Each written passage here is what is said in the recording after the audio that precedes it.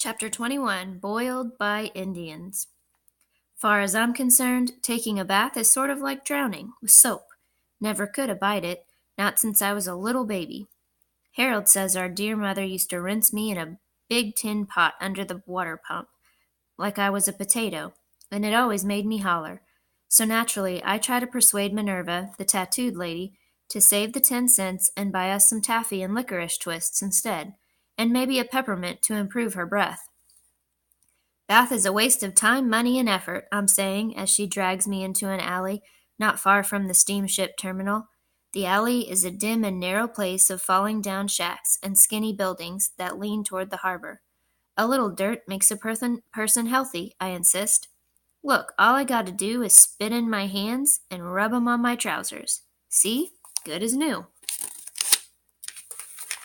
She gives me a look that would make a weasel die of shame. 1, it's Professor Fleabottom's money, and we shan't be spending it on candy.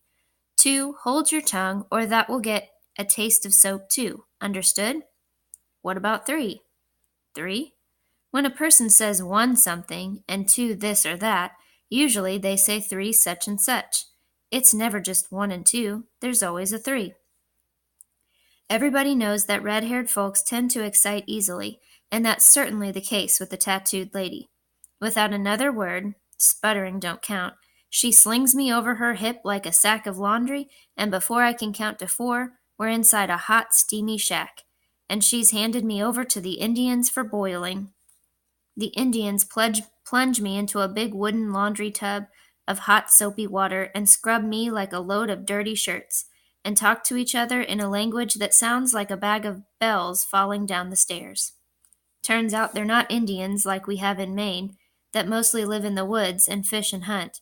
These are Indians from China, similar eyes, but a different tribe. Best behave yourself, Minerva warns, as they dry me off with fluffy towels and dress me in clean clothes.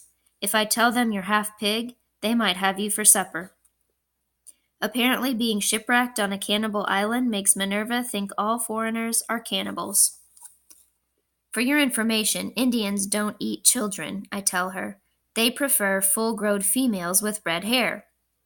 I figure that will embarrass the tattooed lady, or at least make steam come out of her ears, but much to my surprise, instead of getting mad, she laughs. Fenton's right, she says, chuckling. You are a funny one. On the way back, she buys me a bag of taffy candy and a peppermint for herself. To improve my breath, she says, still laughing. Back at the steamship terminal, Professor Fleabottom has the wagons ready to go and seems mighty eager to be shut of this particular area. There are skulkers about, he tells Minerva, his mustache all twitchy with nerves. You mean coppers? She says brightly. Where are they? Not coppers, he says, keeping his voice low. Spies, all around, here and there. They're very clever spies. Spies? She says loudly. And why ever would spies be interested in us? Fleabottom puts a finger to his lips. Hush, woman. The world has ears.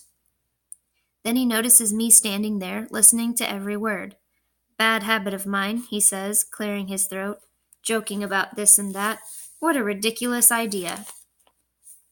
He goes on for a while, laughing and pretending the stuff about skulkers and spies is just a prank.